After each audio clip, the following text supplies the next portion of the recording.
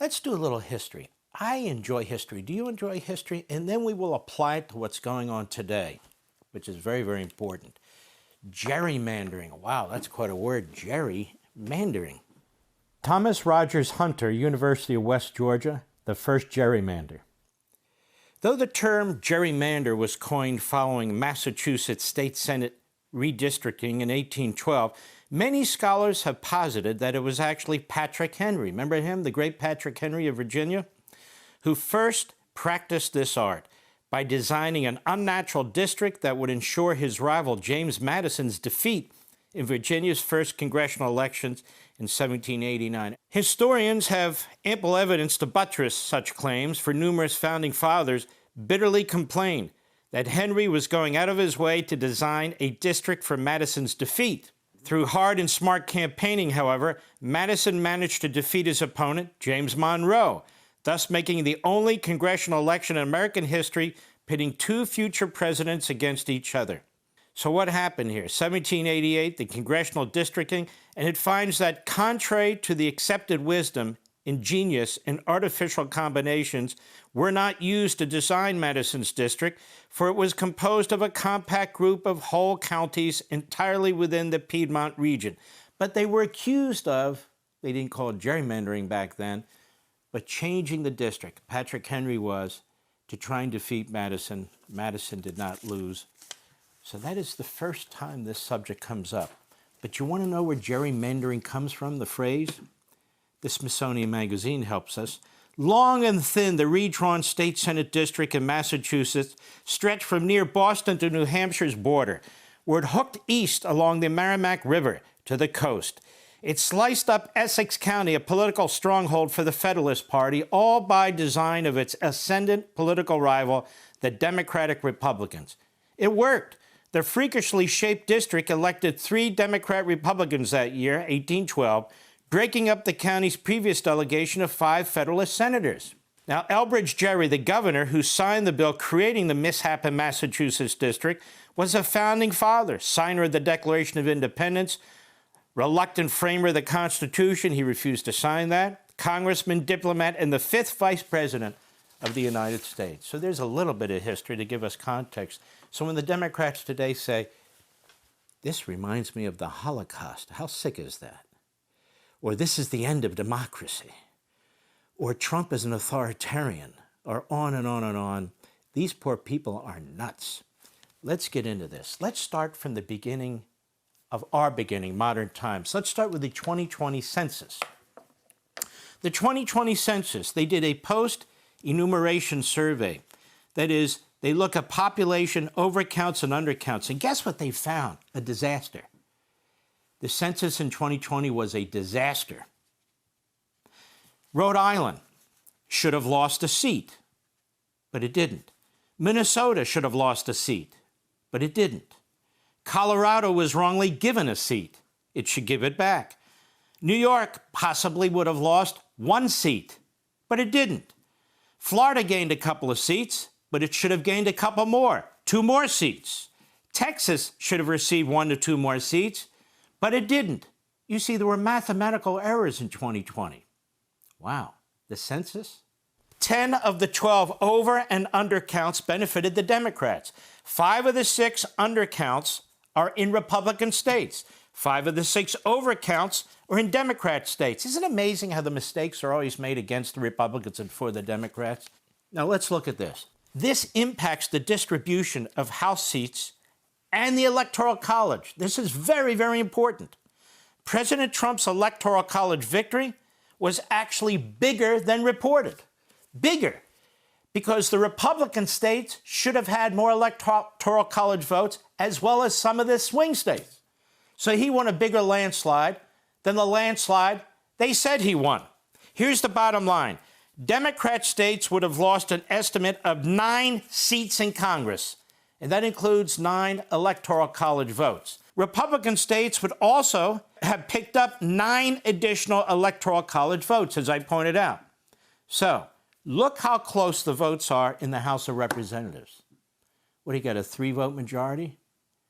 It should be at least a 5-vote majority with a potential 13-vote majority just because the census screwed up. Imagine if the census had actually been accurate. This is all before the gerrymandering that took place in 2020 and 2021. Mark, what are you talking about? We're talking about Texas stealing 5 seats for Republicans. Excuse me. After this census came up, particularly the Democrat dark blue states, they went crazy with gerrymandering and redistricting. They went crazy. Let's take a look at some of what these Democrat states have done. Let's look at the state of Illinois. 34.5% of the state is registered Democrat. 27.05% of the state is registered Republican, and yet they have 17 House members, 14 Democrat, 3 Republican. And their map looks like a bowl of linguine, to be perfectly honest with you. Let's look at the state of Maryland. Maryland, Democrat registration 50.22%, Republican 25.61%. So all these states have a substantial no identification or independent registration. So what did Maryland do? 7 Democrats and 1 lonely Republican. Wow, that's democracy. Let's go to Massachusetts, where it's even better. 33.03% are Democrats, 12.39% are Republicans. That means that over 50% of the voters in Massachusetts don't identify as either. But that didn't stop the Democrats from spreading democracy all over the state. 9 Democrats, no Republicans. Excuse me? 9 Democrats, no Republicans. That's Democrat Party democracy for... Let's go to New Jersey. New Jersey, the state that literally has the best delis. May I say that? I think I did.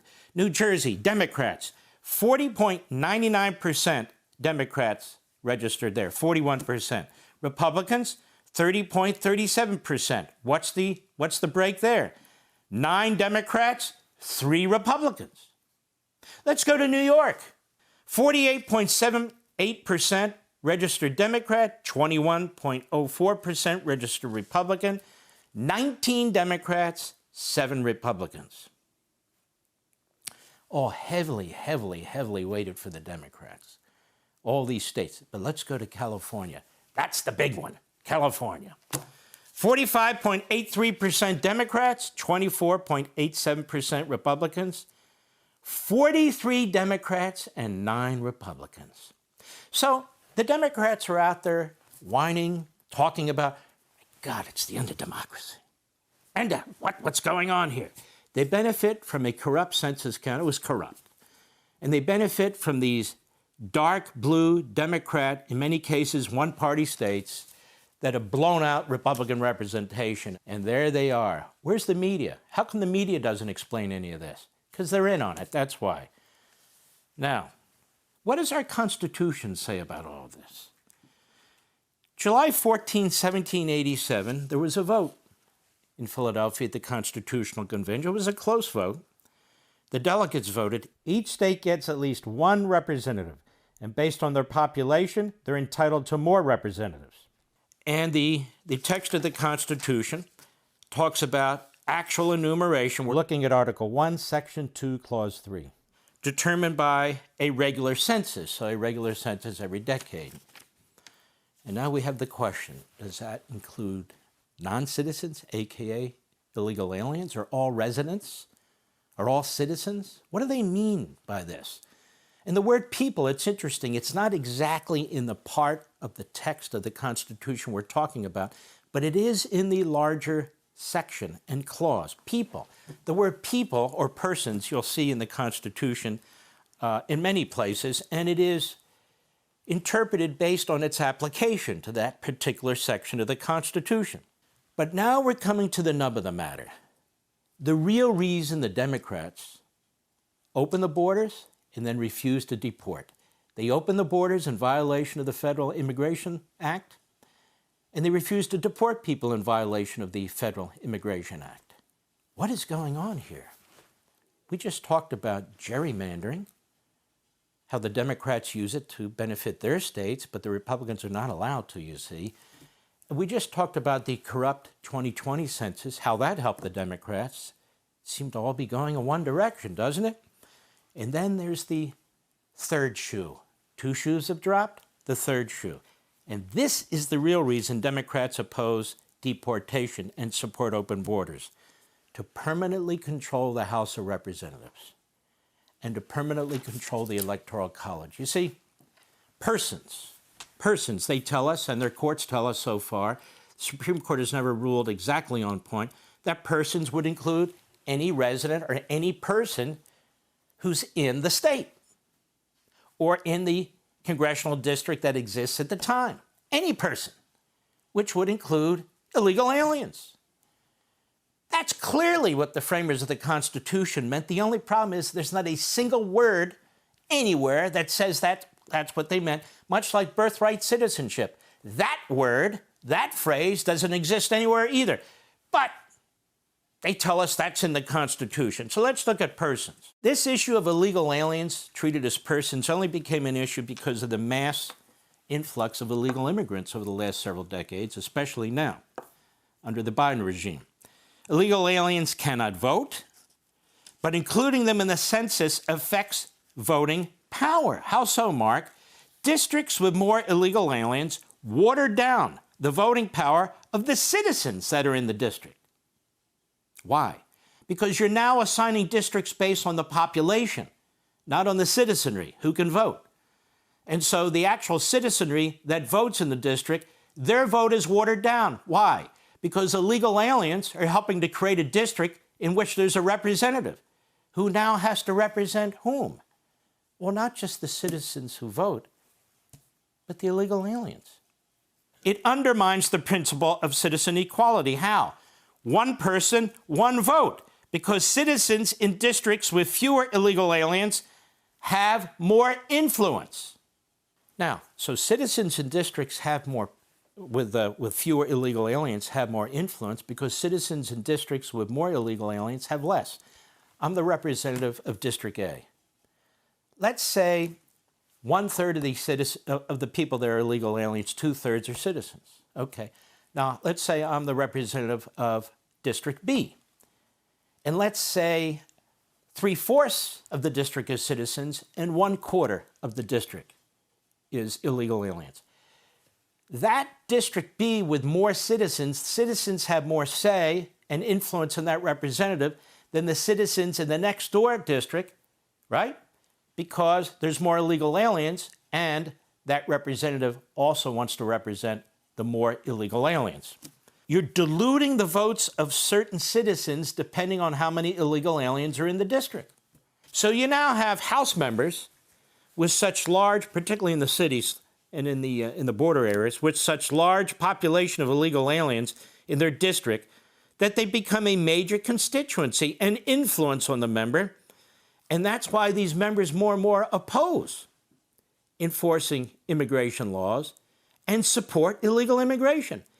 And virtually all of them are Democrats. So they oppose deportation. That's why they're so aggressive, the Democrat Party, in making clear they oppose securing the border and oppose removing the illegal aliens. Because a large percentage of their constituents are not voters. But the district is designed to include the illegal aliens. It totally undermines members' accountability to the citizens, not only in their district, but to the whole nation. Does anyone honestly believe this was what the framers intended? Of course they didn't intend this. They were trying to get an accurate count of American citizens in the districts in order to apportion seats. It wasn't, oh, we're going to have a party that's going to flood the nation with aliens here illegally so they can get seats too. That was never their intention, obviously.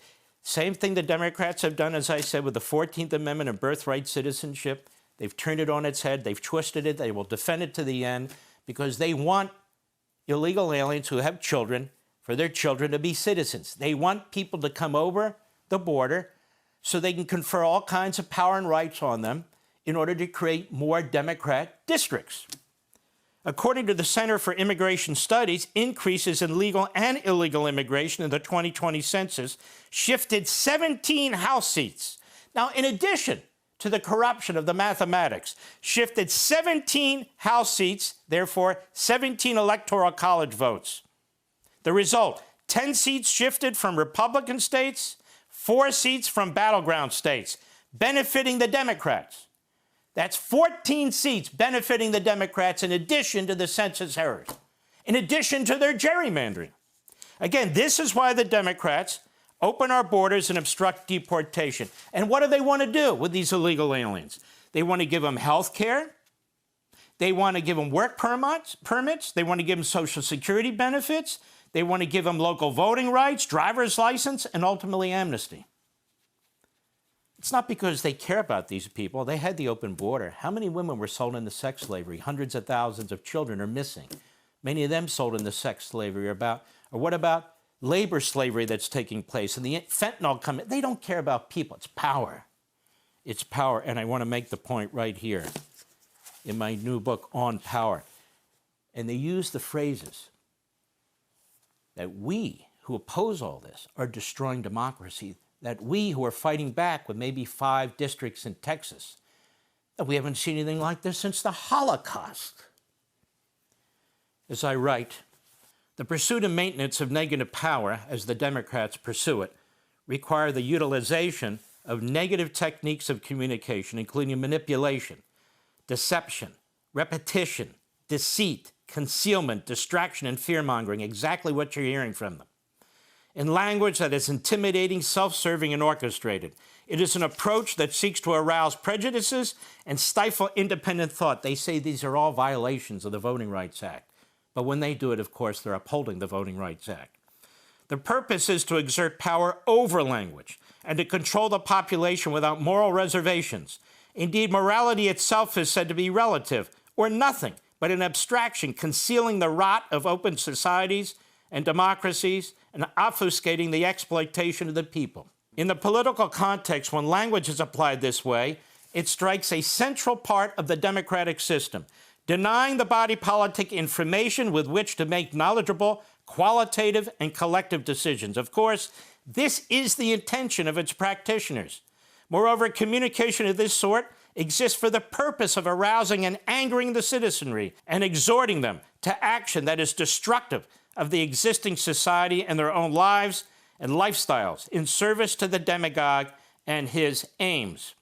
Inasmuch as the people and their consent are the only legitimate and just source of government, the entire enterprise becomes corrupt and malevolent. Unfortunately, citizens acquiesce to it, regurgitate it, even demand it, where applicable, vote for it, believing there's no other course or that it is the best course until it's too late to reverse course without an abrupt and often violent revolt. This is what you're experiencing in terms of Democrat Party propaganda. This is the truth about the whole gerrymandering issue. And now let's hope that some of the news organizations are ashamed to say and explain what's right. I doubt it. Want even more Fox News on YouTube? Become a Fox News Patriot today. Click join to find out how.